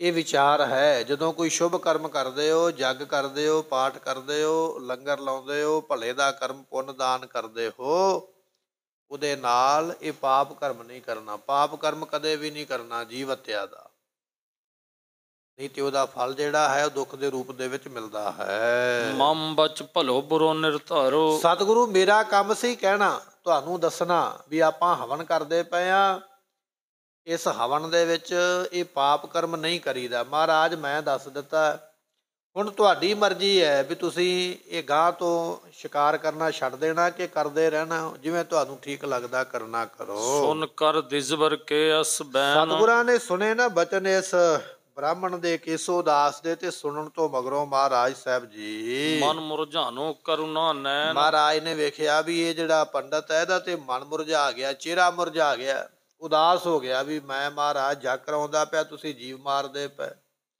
ਮਹਾਰਾਜ ਨੇ ਵੇਖਿਆ ਵੀ ਇਹ ਪੰਡਤ ਤੇ ਉਦਾਸ ਹੋ ਗਿਆ, ਉਹਦਾ ਉਦਾਸ ਹੋਇਆ ਚਿਹਰਾ ਵੇਖ ਕੇ ਸਭ ਸੁਭਟਨ ਸੋ ਬਚਨ ਬਖਾਨਾ। ਮਹਾਰਾਜ ਨੇ ਆਪਣੇ ਸੂਰਮਿਆਂ ਨੂੰ ਆਵਾਜ਼ ਮਾਰੀ, ਕਹਿਣ ਲੱਗੇ ਜਿੰਨੇ ਪੰਛੀ ਬੱਧੇ ਹੋਏ ਨੇ ਉਹ ਵੀ ਸਾਰਿਆਂ ਨੂੰ ਛੱਡ ਦਿਓ, ਜਿਹੜੇ ਮਰੇ ਹੋਏ ਨੇ ਮਾਰ ਕੇ ਲਿਆਂਦੇ ਉਹਨਾਂ ਨੂੰ ਵੀ ਛੱਡ ਦਿਓ। ਇਹ ਮਹਾਰਾਜ ਨੇ ਹੁਕਮ ਕੀਤਾ ਹੈ। ਕਰ ਦਿਓ ਮ੍ਰਿਗ ਖਗ ਬੰਧਨ ਹਨ। ਮਹਾਰਾਜ ਕਹਿਣ ਲੱਗੇ ਜਿੰਨੇ ਆਪਾਂ ਪਕਸ਼ੀ ਬੰਨ੍ਹ ਕੇ ਲਿਆਏ ਆ, ਪੰਛੀ, ਉਹ ਬੰਨੇ ਹੋਏ ਪੰਛੀ ਪਿੰਜਰਿਆਂ ਵਿੱਚੋਂ ਆਜ਼ਾਦ ਕਰ ਦਿਓ। ਜਿਹੜੇ ਹਿਰਨ ਬੰਨ੍ਹ ਕੇ ਲਿਆਂਦੇ ਨੇ ਜਿਉਂਦੇ, ਉਹਨਾਂ ਨੂੰ ਵੀ ਆਜ਼ਾਦ ਕਰ ਦੇਣਾ ਕਰੋ। ਪੰਡਤ ਕੋ ਪ੍ਰਮੋਦ ਹਮ ਰੱਖਣ। ਸਤਿਗੁਰੂ ਪਾਤਸ਼ਾਹ ਕਹਿਣ ਲੱਗੇ ਅਸੀਂ ਪੰਡਤ ਨੂੰ ਖੁਸ਼ ਰੱਖਣਾ, ਇਹਨੂੰ ਨਾਰਾਜ਼ ਨਹੀਂ ਕਰਨਾ। ਇਹ ਤੇ ਆਇਆ ਜੱਗ ਕਰਨ ਵਾਸਤੇ, ਜੇ ਇਹ ਹੀ ਨਾਰਾਜ਼ ਹੋ ਗਿਆ ਤੇ ਜੱਗ ਕਿਵੇਂ ਹੋਵੇਗਾ? ਤੇ ਸਿੱਖਾਂ ਨੇ ਪੁੱਛਿਆ ਮਹਾਰਾਜ ਕੁਝ ਜਾਨਵਰ ਮਰ ਗਏ ਨੇ ਸ਼ਿਕਾਰ ਖੇਡਿਆ ਜਦੋਂ। ਸਤਿਗੁਰੂ ਕਹਿਣ ਲੱਗੇ ਜਿਹੜੇ ਮਰ ਗਏ ਨੇ ਉਹਨਾਂ ਨੂੰ ਵੀ ਛੱਡ ਦਿਓ, ਇਸ ਪੰਡਤ ਨੂੰ ਖੁਸ਼ ਕਰ ਦਿਓ। ਇਹਦੀ ਤਮੰਨਾ ਹੈ ਵੀ ਹੱਤਿਆ ਨਹੀਂ ਕਰੀਦੀ, ਪਾਪ ਨਹੀਂ ਕਰੀਦਾ, ਤੇ ਸ਼ੁਭ ਕਰਮ ਸਿਰੇ ਨਹੀਂ ਚੜ੍ਹਦਾ। ਇਹਦੀ ਗੱਲ ਮੰਨ ਲੈਂਦੇ, ਆਪਾਂ ਇਹਨੂੰ ਖੁਸ਼ ਕਰ ਦਿੰਦੇ, ਸਾਰੇ ਜਾਨਵਰਾਂ ਨੂੰ ਛੱਡ ਦੇਣਾ ਕਰੋ। ਕਹਿਓ ਮਾਨੀਏ ਕਰ ਅਭਿਲਾਖਨ। ਤੇ ਸਤਿਗੁਰੂ ਪਾਤਸ਼ਾਹ ਕਹਿਣ ਲੱਗੇ ਸਾਡਾ ਬਚਨ ਮੰਨ ਕੇ ਜਿਹੜੇ ਮਰੇ ਨੇ ਉਹ ਵੀ ਛੱਡ ਦਿਓ, ਜਿਹੜੇ ਬੱਧੇ ਹੋਏ ਨੇ ਜਿਉਂਦੇ ਨੇ ਉਹਨਾਂ ਨੂੰ ਵੀ ਛੱਡ ਦੇਣਾ ਕਰੋ। ਤਤਛਿਨ ਭਟਨ ਸ਼ੋਰ ਜਬਦੀ। ਮਹਾਰਾਜ ਜੀਆਂ ਦਾ ਬਚਨ ਮੰਨਿਆ ਨਾ ਸਿੱਖਾਂ ਨੇ, ਉਸੇ ਵੇਲੇ ਜਿਹੜੇ ਬੱਧੇ ਹੋਏ ਪਸ਼ੂ ਸਨ ਰੱਸਿਆਂ ਦੇ ਨਾਲ ਬੰਨ੍ਹ ਕੇ ਲਿਆਂਦੇ ਸ਼ਿਕਾਰ ਕਰਕੇ, ਉਹ ਵੀ ਛੱਡ ਦਿੱਤੇ। ਜਿਹੜੇ ਪਿੰਜਰਿਆਂ ਵਿੱਚ ਪਾਏ ਸਨ ਉਹ ਵੀ ਛੱਡ ਦਿੱਤੇ, ਜਿਹੜੇ ਮਰੇ ਹੋਏ ਸਨ ਉਹ ਵੀ ਖੋਲ ਦਿੱਤੇ। ਮਹਾਰਾਜ ਦਾ ਹੁਕਮ ਪਾ ਕੇ ਮਰੇ ਹੋਤੇ ਸਮੁਦਾਇ ਸੋਜੀਏ। ਕਹਿਣ ਲੱਗੇ ਜਿਹੜੇ ਗੁਰਮੁਖੋਂ ਮਰੇ ਹੋਏ ਸਨ ਜਦੋਂ ਮਹਾਰਾਜ ਨੇ ਆਖਿਆ ਛੱਡ ਦਿਓ, ਉਹ ਮਰੇ ਹੋਏ ਸਾਰੇ ਜਿਉਂਦੇ ਹੋ ਪਏ, ਸਾਰਿਆਂ ਵਿੱਚ ਜਾਨ ਪ੍ਰਾਪਤ ਹੋ ਗਈ, ਸਾਰੇ ਉੱਠ ਕੇ ਖੜੇ ਹੋ ਗਏ। ਮਹਾਰਾਜ ਜੀ ਬਖਸ਼ਿਸ਼ ਕਰਦੇ ਕਹਿਣ ਲੱਗੇ, ਸਤਿਗੁਰ ਮੇਰਾ ਮਾਰ ਜੀਵਨ ਹੈ। ਗੁਰੂ ਵਿੱਚ ਇਹ ਤਾਕਤ ਹੈ। ਮਹਾਰਾਜ ਨੂੰ ਵਿਖਾਉਣਾ ਚਾਹੁੰਦੇ ਵੀ ਤੂੰ ਸਾਡੇ ਸਾਹਮਣੇ ਇੱਕ ਦੇਵੀ ਪ੍ਰਗਟ ਕਰਨ ਦੀ ਗੱਲ ਕਰਦਾ, ਸਾਡੇ ਵਿੱਚ ਤੇ ਇੰਨੀ ਤਾਕਤ ਹੈ ਵੀ ਅਸੀਂ ਮਰੇ ਹੋਏ ਨੂੰ ਜਿਉਂਦਾ ਕਰ ਦਈਏ। ਇਹ ਵਿਖਾਇਆ ਕੌਤਾ ਕਰਕੇ। ਸਤਿਗੁਰ ਮੇਰਾ ਮਾਰ ਜੀਵਲ, ਮਿਰਤੋ ਕੋ ਪਾਇਓ ਤਨ ਸਾਸਾ ਬਿਸ਼ਰਤ ਆਨ ਮਿਲਾਇਆ, ਪ੍ਰਭ ਭਾਵੈ ਬਿਨ ਸਾਸ ਤੇ ਰੱਖ। ਇਹ ਗੁਰਬਾਣੀ ਦੇ ਮਾਂ ਵਾਕ ਨੇ। ਜੇ ਗੁਰੂ ਚਾਹਵੇ ਤੇ ਸਾਹ ਭਾਵੇਂ ਨਾ ਚੱਲੇ ਫਿਰ ਵੀ ਜਿਉਂਦਾ ਰੱਖ ਸਕਦਾ। ਕਿੰਨੀਆਂ ਸਾਖੀਆਂ ਨੇ ਗੁਰੂ ਇਤਿਹਾਸ ਦੇ ਅੰਦਰ। ਦਿੱਲੀ ਦਾ ਇੱਕ ਮੁਹਾਵਤ ਗੁਰੂ ਨਾਨਕ ਦੇਵ ਪਾਤਸ਼ਾਹ ਨੂੰ ਆਖਦਾ, ਮਹਾਰਾਜ ਮੇਰਾ ਹਾਥੀ ਮਰ ਗਿਆ, ਮੇਰਾ ਪਰਿਵਾਰ ਇਹਦੇ ਤੋਂ ਚੱਲਦਾ ਸੀ। ਕਿਉਂਕਿ ਰਾਜਾ ਤਨਖਾਹ ਦਿੰਦਾ ਨਾ, ਇੰਨੇ ਪੈਸੇ ਹਾਥੀ ਦੇ, ਇੰਨੇ ਮੁਹਾਵਤ ਦੇ। ਮਹਾਰਾਜ ਹਾਥੀ ਮਰ ਗਿਆ, ਨੌਕਰੀ ਗਈ, ਹਾਥੀ ਦਾ ਘਾਟਾ ਵੱਖਰਾ ਪੈ ਗਿਆ। ਤਰਲਾ ਕੀਤਾ, ਮਹਾਰਾਜ ਕਹਿਣ ਲੱਗੇ ਕੋਈ ਨਹੀਂ, ਤੇਰੀ ਰੋਜੀ ਨਹੀਂ ਜਾਂਦੀ। ਹਾਥੀ ਜਿਉਂਦਾ ਹੋ ਗਿਆ, ਜਿਉਂਦਾ ਹੋ ਗਿਆ। ਜਿਹੜੇ ਧਰਮ ਦੇ ਕੱਟੜ ਲੋਕ ਸਨ ਉਹ ਇਕੱਠੇ ਹੋ ਕੇ ਆ ਗਿਆ, ਕਹਿਣ ਲੱਗੇ ਲੈ ਇਹ ਤੇ ਐਵੇਂ ਗੱਲਾਂ ਬਣਾਈਆਂ, ਮਰਿਆ ਵੀ ਕਦੇ ਕੋਈ ਜਿਉਂਦਾ ਹੋਇਆ? ਜੇ ਮਰੇ ਨੂੰ ਜਿਉਂਦਾ ਕਰਨ ਦੀ ਸਮਰੱਥਾ ਰੱਖਦੇ ਹੋ, ਫਿਰ ਜਿਉਂਦੇ ਨੂੰ ਮਾਰਨ ਦੀ ਵੀ ਤਾਕਤ ਤੁਹਾਡੇ ਕੋਲ ਹੋਵੇਗੀ। ਮਹਾਰਾਜ ਕਹਿਣ ਲੱਗੇ ਜੇ ਮਰਿਆ ਹੀ ਵੇਖਣਾ ਚਾਹੁੰਦੇ ਹੋ ਤੇ ਫਿਰ ਇਹ ਮਾਰੀ ਜਾਏਗਾ। ਬਚਨ ਨਿਕਲਿਆ ਤੂੰ ਹਾਥੀ ਫਿਰ ਡਿੱਗ ਪਿਆ। ਜਿਹੜੇ ਧਰਮ ਦੇ ਵੱਡੇ ਵੱਡੇ ਕੱਟੜ ਵਿਰੋਧੀ ਸਨ, ਧਰਮੀ ਆਪਣੇ ਆਪ ਨੂੰ ਕਹਿੰਦੇ ਸਨ, ਜਾਹਰ ਕਰਾ ਬਾਤ ਵੇਖੀ, ਜਾਹਰ ਪੀਰ ਜਗਤ ਗੁਰ ਬਾਬਾ। ਗੁਰੂ ਨਾਨਕ ਦੇਵ ਪਾਤਸ਼ਾਹ ਮਹਾਰਾਜ ਜੀ ਜਾਰੇ ਪੀਰ ਨੇ, ਉਹਨਾਂ ਵਰਗਾ ਜਾਰਾ ਪੀਰ ਕੋਈ ਨਹੀਂ ਹੈ। ਆਪਾਂ ਆਖਦੇ ਨਾ ਫਲਾਣਾ ਪੀਰ ਬੜਾ ਭਾਰਾ, ਉਹ ਮੈਟ ਚੁੱਕ ਕੇ ਲਿਆਂਦੀ, ਸਾਰੀ ਰਾਤ ਮੇਰੇ ਸਿਰ ਤੇ ਚੜਿਆ ਰਿਹਾ, ਮੈਂ ਦਾਤਣ ਤੋੜ ਲਈ ਉਹ ਪੀਰ ਦੀ ਕਬਰ ਤੋਂ, ਮੇਰੇ ਦੰਦ ਹੀ ਪੀੜ ਹੁੰਦੇ ਰਹੇ। ਬੜਾ ਹੀ ਪੀਰ ਇਹ ਜਾਰੀ ਹੈ। ਪਰ ਭਾਈ ਗੁਰਦਾਸ ਨੇ ਲਿਖਿਆ ਸਭ ਤੋਂ ਜਾਰਾ ਪੀਰ ਗੁਰੂ ਨਾਨਕ ਦੇਵ ਪਾਤਸ਼ਾਹ ਹੈ। ਜਾਹਰ ਪੀਰ ਜਗਤ ਗੁਰ, ਉਹਦੇ ਤੋਂ ਬਿਨਾਂ ਕਿਸੇ ਨੂੰ ਜਾਰਾ ਪੀਰ ਨਹੀਂ ਲਿਖਿਆ ਕਿਸੇ ਵੀ ਥਾਂ ਤੇ। ਜਦੋਂ ਹਾਥੀ ਫਿਰ ਮਰ ਗਿਆ, ਉਹ ਮੁਹਾਵਤ ਰੋਣ ਲੱਗ ਪਿਆ। ਮਹਾਰਾਜ ਨੂੰ ਕਹਿਣ ਲੱਗਾ, ਸਤਿਗੁਰੂ ਇਹਨਾਂ ਦਾ ਕੀ ਗਿਆ? ਇਹਨਾਂ ਤੇ ਜਿਉਂਦੇ ਨੂੰ ਮਰਿਆ ਵੇਖ ਲਿਆ, ਇਹ ਤੇ ਆਪਣੇ ਘਰੇ ਚਲੇ ਜਾਣਗੇ। ਮੇਰੀ ਮੁਸੀਬਤ ਤੇ ਪਹਿਲਾਂ ਵਾਲੀ ਰਹਿ ਗਈ। ਫਿਰ ਨੌਕਰੀ ਗਈ ਹੈ, ਰੁਜ਼ਗਾਰ ਚਲਾ ਗਿਆ, ਪਰਿਵਾਰ ਤੇ ਬੱਚੇ ਭੁੱਖੇ ਮਰ ਜਾਣਗੇ।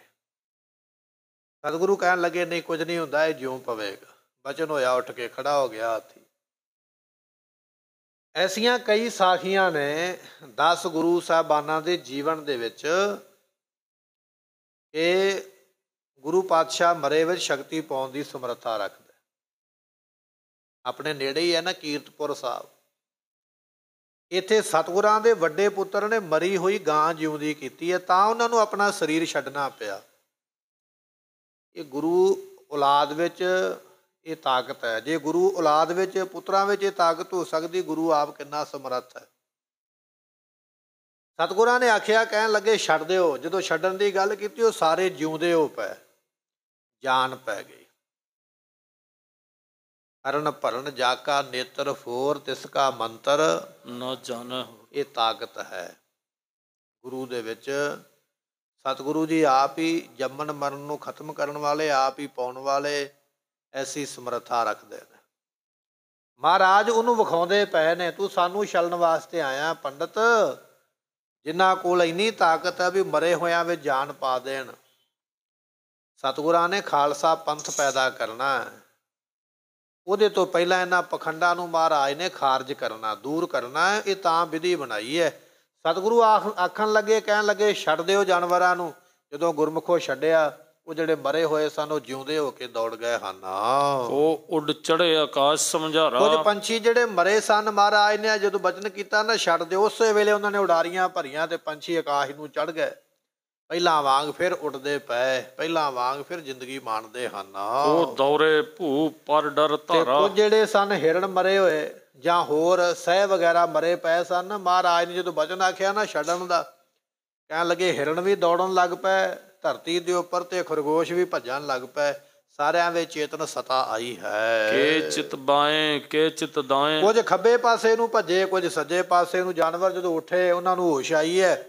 ਜ਼ਿੰਦਗੀ ਮਿਲੀ ਹੈ, ਜਾਨ ਮਿਲੀ ਹੈ, ਜਿੱਧਰ ਨੂੰ ਰਸਤਾ ਮਿਲਿਆ ਸੱਜੇ ਖੱਬੇ ਨੂੰ ਦੌੜ ਗਏ ਹਨ। ਧਾਏ ਜਨ ਜੀਵਤ ਗਹਿ ਲਿਆਏ। ਕਹਿਣ ਲੱਗੇ ਇਸ ਤਰ੍ਹਾਂ ਇਹ ਜਿਹੜੇ ਜੀਵ ਸਨ ਉਸ ਵੇਲੇ ਇੱਧਰ ਉੱਧਰ ਨੂੰ ਦੌੜੇ ਹਨ। ਕੇਸ਼ਵ ਅਵਲੋਕਤ ਵਿਸਮਾਇਓ। ਜਦੋਂ ਕੇਸ਼ੋ ਦਾਸ ਪੰਡਤ ਨੇ ਵੇਖਿਆ ਨਾ, ਜਿਹੜਾ ਹੁਣੇ ਹੀ ਪ੍ਰਚਾਰ ਕਰਦਾ ਪਿਆ ਸੀ ਮਹਾਰਾਜ ਜੀਵ ਹੱਤਿਆ ਕਰਨੀ ਪਾਪ ਹੁੰਦੀ ਹੈ, ਇਹੋ ਜਿਹੇ ਕੰਮਾਂ ਤੇ ਜੀਵ ਹੱਤਿਆ ਨਹੀਂ ਕਰੀ ਦੀ, ਜਦੋਂ ਉਹਨੇ ਵੇਖਿਆ ਵੀ ਮਹਾਰਾਜ ਨੇ ਤੇ ਮਰੇ ਵੀ ਜਿਉਂਦੇ ਕਰ ਦਿੱਤੇ, ਤੇ ਪੰਡਤ ਵੇਖ ਕੇ ਬੜਾ ਹੈਰਾਨ ਹੋਇਆ, ਮੂੰਹ ਵਿੱਚ ਉਂਗਲਾਂ ਪਾ ਲਈਆਂ ਵੀ ਇਹ ਕੀ ਹੋਇਆ, ਬੜੀ ਹੈਰਾਨੀ ਦੇ ਸਹਿਤ ਹੋਇਆ ਹੈ। ਧੰਨ ਧੰਨ ਕਹਿ ਜਸ ਬਿਰਧਾਇਓ। ਮਹਾਰਾਜ ਆਪ ਜੀ ਧੰਨ ਹੋ, ਧੰਨ ਹੋ, ਅੱਜ ਮੈਨੂੰ ਪਤਾ ਲੱਗਾ ਵੀ ਤੁਸੀਂ ਹੋ ਨਿਰੰਕਾਰ, ਪਰ ਆਏ ਹੋ ਮਨੁੱਖਾ ਸਰੀਰ ਦੇ ਵਿੱਚ, ਆਪਣੇ ਆਪ ਨੂੰ ਛੁਪਾ ਕੇ ਰੱਖਿਆ। ਮਹਾਰਾਜ ਧੰਨ ਹੋ ਜਿਨ੍ਹਾਂ ਨੇ ਐਸੀ ਵਡਿਆਈ ਨੂੰ ਪ੍ਰਾਪਤ ਕੀਤਾ ਹੈ। ਪੂਰਨ ਪੁਰਖ ਅਹੋ ਸਮਰੱਥ।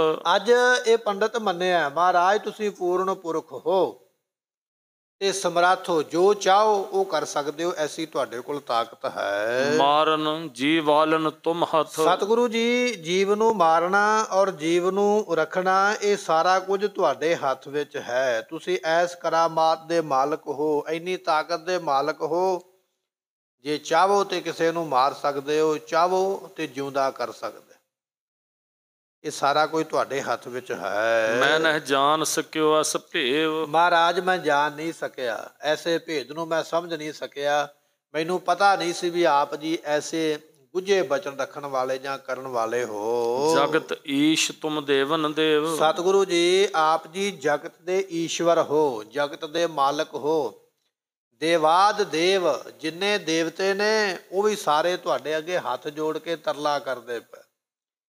ਦੇਵਤਿਆਂ ਨੂੰ ਵੀ ਆਪ ਖੈਰਾਤ ਪਾਉਣ ਵਾਲੇ ਹੋ, ਵੰਡਣ ਵਾਲੇ ਹੋ, ਐਸੇ ਵੱਡੇ ਆਪ ਜੀ ਦਾਤੇ ਹੋ ਕਿ ਦੇਵਤੇ ਵੀ ਤੁਹਾਡੇ ਸਾਹਮਣੇ ਹੱਥ ਜੋੜ ਕੇ ਮੰਗਦੇ ਪਏ।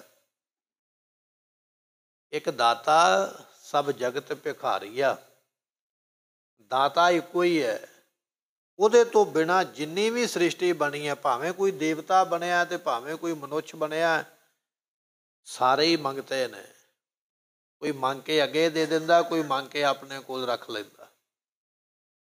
ਇੱਕ ਦਾਤਾ ਸਭ ਜਗਤ ਭਿਖਾਰੀ ਆ, ਸਾਰੀ ਦੁਨੀਆ ਭਿਖਾਰੀ ਹੈ। 10ਵੇਂ ਪਾਤਸ਼ਾਹ ਨੇ ਵੀ ਬਚਨ ਲਿਖਿਆ, ਜਾਚਕ ਅਨੇਕ ਸੋ ਏਕ ਦਵਈਆ, ਦੇਣ ਵਾਲਾ ਇੱਕ ਹੈ, ਮੰਗਣ ਵਾਲੇ ਬਹੁਤੇ ਨੇ। ਇੱਥੇ ਪੰਡਤ ਬਚਨ ਕਰ ਰਿਹਾ, ਕਹਿਣ ਲੱਗਾ ਸਤਿਗੁਰੂ ਆਪ ਜੀ ਤੇ ਦੇਵਤਿਆਂ ਨੂੰ ਵੀ ਦੇਣ ਵਾਲੇ ਹੋ। ਦੇਵਤੇ, ਪੈਗੰਬਰ, ਰਿਸ਼ੀ, ਮੁਨੀ, ਸਾਧੂ, ਸੰਤ, ਰਾਜੇ, ਮਹਾਰਾਜੇ ਸਾਰੇ ਆਪ ਜੀ ਦੇ ਕੋਲੋਂ ਮੰਗਣ ਵਾਲੇ, ਲੈਣ ਵਾਲੇ ਹਨ।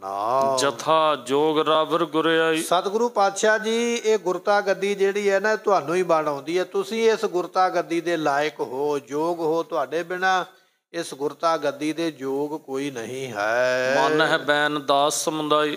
ਅਤੇ ਸਾਰੇ ਤੁਹਾਡੇ ਦਾਸ ਨੇ, ਜਿੰਨੀ ਵੀ ਸ੍ਰਿਸ਼ਟੀ ਬਣੀ ਹੈ ਸਾਰੇ ਦਾਸ ਹੋ ਕੇ ਆਪ ਜੀ ਦੇ ਬਚਨ ਮੰਨਦੇ ਪਏ।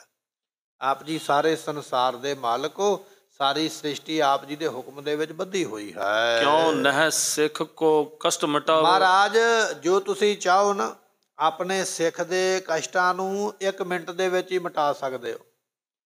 ਜੇ ਕੋਈ ਕਸ਼ਟ ਦੇ ਸਹਿਤ ਆ ਗਿਆ ਨਾ ਤੁਹਾਡੇ ਕੋਲ, ਤੇ ਤੁਸੀਂ 1 ਛਿਣ ਦੇ ਵਿੱਚ ਉਹਦੇ ਕਸ਼ਟ ਨੂੰ ਦੂਰ ਕਰ ਦਿੰਦੇ ਹੋ, ਪਰੇ ਕਰ ਦਿੰਦੇ ਹੋ, ਐਸੀ ਸਮਰੱਥਾ ਰੱਖਦੇ ਹੋ। ਜਪਾਲਪੁਰ ਨਾਮ ਦਾ ਇੱਕ ਪਿੰਡ ਹੈ, ਇਸ ਪਿੰਡ ਦੇ ਵਿੱਚ ਕੋਹੜੀ ਰਹਿੰਦਾ। ਪਿੰਡ ਵਾਲਿਆਂ ਨੇ ਕੋਹੜ ਹੋਣ ਕਰਕੇ ਉਹਨਾਂ ਸਮਿਆਂ ਵਿੱਚ ਕੋਹੜ ਨੂੰ ਛੂਤ ਦਾ ਰੋਗ ਜਾਣਿਆ ਜਾਂਦਾ ਸੀ ਵੀ ਇਹਦੇ ਤੋਂ ਗਾਂ ਦੂਜੇ ਨੂੰ ਲੱਗ ਜਾਏਗਾ, ਤੇ ਪਿੰਡੋਂ ਕੋਹੜੇ ਨੂੰ ਚੁੱਕ ਕੇ ਬਾਹਰ ਸੁੱਟ ਆਉਂਦਾ ਖੇਤਾਂ ਦੇ ਵਿੱਚ, ਇੱਥੇ ਬੈਠਾ ਰਹੋ, ਦੂਰੋਂ ਰੋਟੀ ਪਾਣੀ ਫੜਾ ਦਿਆਂਗੇ, ਖਾ ਲਿਆ ਕਰੇ। ਪਰ ਇਹ ਵਿਚਾਰਾ ਕੋਹੜੀ ਨਾ ਕੋਹੜ ਦੇ ਨਾਲ ਹਾਏ ਹਾਏ ਹਾਏ ਸਾਰਾ ਦਿਨ ਰੋਂਦਾ ਰਹਿੰਦਾ, ਕਰਲਾਉਂਦਾ ਰਹਿੰਦਾ, ਕੋਈ ਨਹੀਂ ਨੇੜੇ ਜਾਂਦਾ। ਸਤਿਗੁਰੂ ਪਾਤਸ਼ਾਹ ਮਹਾਰਾਜ ਗੁਰੂ ਨਾਨਕ ਦੇਵ ਮਹਾਰਾਜ ਤੁਰਦਿਆਂ ਤੁਰਦਿਆਂ ਜੀ ਕੁਟੀਆ ਦੇ ਕੋਲ ਚਲੇ ਗਏ। ਦੇਖ ਦਇਆ ਨਿਧ ਕਰੁਣਾ ਆਈ, ਝੁੱਗੀ ਢਿੱਗ ਬੈਠੇ ਜਗ ਸਾਈ। ਜਦੋਂ ਉਹਨੇ ਹਾਏ ਹਾਏ ਕਰਕੇ ਰੋਇਆ ਤੇ ਮਹਾਰਾਜ ਨੂੰ ਦਇਆ ਆਈ ਤੇ ਮਹਾਰਾਜ ਝੁੱਗੀ ਦੇ ਕੋਲ ਚਲੇ ਗਏ। ਇਹਨੇ ਦਰਸ਼ਨ ਕੀਤੇ ਮਹਾਰਾਜ ਜੀਆਂ ਦੇ।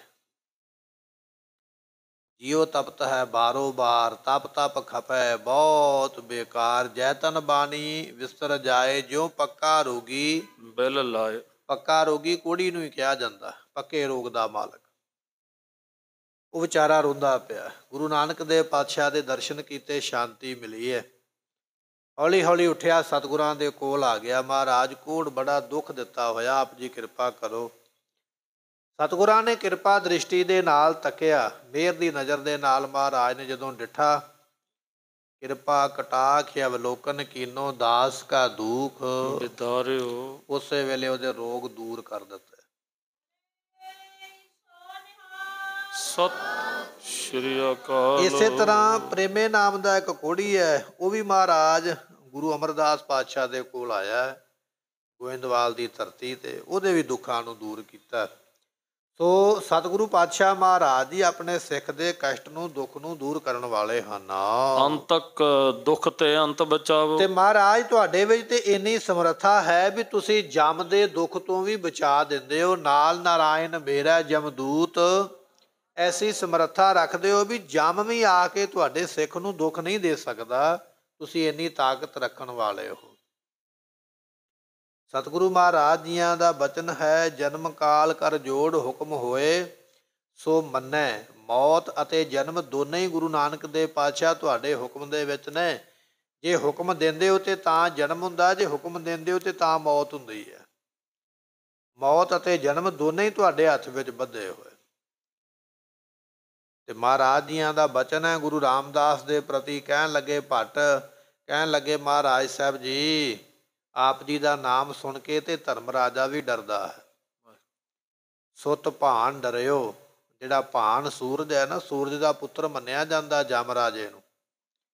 ਪਰ ਕਹਿਣ ਲੱਗੇ ਗੁਰੂ ਰਾਮਦਾਸ ਪਾਤਸ਼ਾਹ, ਤੁਹਾਡਾ ਨਾਮ ਹੀ ਏਡਾ ਵੱਡਾ ਕਿ ਧਰਮਰਾਜ ਤੁਹਾਡਾ ਨਾਂ ਸੁਣ ਕੇ ਡਰ ਜਾਂਦਾ। ਜਾਣਾ ਤੇ ਕਿਸੇ ਦੇ ਕੋਲ ਦੂਰ ਦੀ ਗੱਲ ਹੈ, ਐਡੀ ਤੁਹਾਡੇ ਨਾਮ ਦੀ ਮਹਿਮਾ ਹੈ। ਐਸੀ ਆਪ ਜੀ ਬਖਸ਼ਿਸ਼ ਕਰਨ ਵਾਲੇ ਹੋ। ਪੁੰਨ ਪਾਪ ਕੋ ਲੱਗਾ ਹੈ ਨਾ ਲੇਸ਼ੂ। ਸਤਿਗੁਰੂ ਜੀ ਤੁਹਾਡੇ ਸਿੱਖ ਨੂੰ ਪਾਪ ਤੇ ਪੁੰਨ ਲੱਗਦਾ ਨਹੀਂ। ਇਹ ਪਾਪ ਤੇ ਪੁੰਨ ਪੁੰਨੀ ਲੋਕਾਂ ਤੇ ਪਾਪੀ ਲੋਕਾਂ ਦੀ ਗਤੀ ਹੈ। ਪਰ ਜਿਹੜਾ ਤੁਹਾਡਾ ਸਿੱਖ ਬਾਣੀ ਪੜ੍ਹਨ ਵਾਲਾ ਹੈ, ਨਾ ਉਹਨੂੰ ਪਾਪ ਲੱਗਦਾ ਨਾ ਉਹਨੂੰ ਪੁੰਨ ਲੱਗਦਾ। ਉਹ ਪਾਪ ਤੇ ਪੁੰਨ ਤੋਂ ਪਰੇ ਹੋ ਜਾਂਦਾ। ਪੁੰਨੀ ਪਾਪੀ ਆਖਣ ਨਾਹੇ, ਕਰ ਕਰ ਕਰੁਣਾ ਲਿਖ ਲੈ ਆਪੇ ਬੀਜ ਆਪੇ ਹੀ ਖਾਹੋ ਨਾਨਕ ਹੁਕਮੀ ਆਵੋ ਜਾਓ। ਇਹ ਬਚਨ ਹੈ। ਛੇਵੇਂ ਪਾਤਸ਼ਾਹ ਦੇ ਦਰਬਾਰ ਦੇ ਵਿੱਚ ਇੱਕ ਪੰਡਤ ਨੇ ਆ ਕੇ ਆਖਿਆ ਸੀ ਨਾ ਵੀ ਪਾਪੀ ਬੰਦੇ ਨੂੰ ਸਾਲ ਦਾ, ਜੀਵਾਂ ਨੂੰ ਸਾਲ ਦਾ ਸਮਾਂ ਲੱਗਦਾ ਲੇਖਾ ਦੇਣ ਵਾਸਤੇ। ਅੱਜ ਵੀ ਜਦੋਂ ਹਿੰਦੂ ਧਰਮ ਦੇ ਵਿੱਚ ਕੋਈ ਬੰਦਾ ਮਰ ਜਾਵੇ ਤੇ ਉਹਦਾ ਸਾਲ ਪਿੱਛੋਂ ਸਰਾਧ ਕਰਾਇਆ ਜਾਂਦਾ। ਕਈ ਸਿੱਖ ਵੀ ਕਰਾਉਂਦੇ ਨੇ ਸਰਾਧ ਕਰਾਉਣਾ। ਸਰਾਧ ਕਰਾਉਣ ਤੋਂ ਉਹਨਾਂ ਦਾ ਮੰਤਵ ਇਹ ਹੈ ਵੀ ਜਦੋਂ ਜੀਵ ਇੱਥੋਂ ਮਰ ਕੇ ਚਲੇ ਜਾਂਦਾ ਹੈ, ਉਹਨੂੰ ਆਪਣਾ ਲੇਖਾ ਦੇਣ ਵਾਸਤੇ 1 ਸਾਲ ਦਾ ਸਮਾਂ ਲੱਗ ਜਾਂਦਾ। 1 ਸਾਲ ਦੇ ਵਿੱਚ ਉਸ ਮਰੇ ਹੋਏ ਬੰਦੇ ਦੇ ਵਾਸਤੇ ਜਿੰਨਾ ਵੀ ਕੋਈ ਕਰਮ ਕਰ ਸਕਦਾ, ਕੋਈ ਦਾਨ ਕਰ ਸਕਦਾ, ਕੋਈ ਰੋਟੀ ਖਵਾ ਸਕਦਾ, ਕੋਈ ਹੋਰ ਪੁੰਨ ਕਰ ਸਕਦਾ, ਉਹ ਕਰ ਲਵੋ ਵੀ ਉਹਦਾ ਫਲ ਉਹਨੂੰ ਜਾ ਕੇ ਮਿਲੇਗਾ। ਜਿਵੇਂ ਮੰਨ ਲਓ ਕਿ ਬੰਦਾ ਇੱਥੋਂ ਕਿਸੇ ਦੂਰ ਦੇਸ਼ ਜਾ ਰਿਹਾ, ਉਹਨੂੰ ਪੈਸੇ ਚਾਹੀਦੇ ਹੋਣ ਤੇ ਆਪਾਂ ਇੱਥੋਂ ਮਿੰਟੋ ਮਿੰਟੀ ਆਨਲਾਈਨ ਪਾ ਦਈਏ, ਉਹਦੇ ਜਾਣ ਤੋਂ ਪਹਿਲਾਂ ਉੱਥੇ ਪੈਸੇ ਪਹੁੰਚ ਜਾਣਗੇ, ਉਹ ਕੱਢ ਕੇ ਵਰਤ ਸਕਦਾ। ਹਿੰਦੂ ਮਤ ਇਹ ਗੱਲ ਕਹਿੰਦਾ ਵੀ ਜਦੋਂ ਬੰਦਾ ਮਰ ਜਾਂਦਾ ਹੈ, ਉਹਨੂੰ ਧਰਮਰਾਜ ਦੇ ਲੇਖੇ ਤੱਕ ਪਹੁੰਚਣ ਵਾਸਤੇ ਸਾਲ ਦਾ ਸਮਾਂ ਲੱਗਦਾ। ਸਾਲ ਤੋਂ ਪਹਿਲਾਂ ਸ਼ਰਾਧ ਕਰ ਲਓ। ਸ਼ਰਾਧ ਤੋਂ ਭਾਵ ਇਹੋ ਹੀ ਹੈ ਕਿ ਕਿਸੇ ਨੂੰ ਰੋਟੀ ਖਵਾ ਦੇਣੀ, ਕੱਪੜਾ ਦੇ ਦੇਣਾ, ਵੀ ਇਹ ਤੁਹਾਡੇ ਦਾਨ ਪੁੰਨ ਉੱਥੇ ਪਹੁੰਚਦੇ ਨੇ। ਉਹ ਪੰਡਤ ਨੇ ਕਥਾ ਸੁਣਾਈ ਮਹਾਰਾਜ ਦੇ ਦਰਬਾਰ ਵਿੱਚ।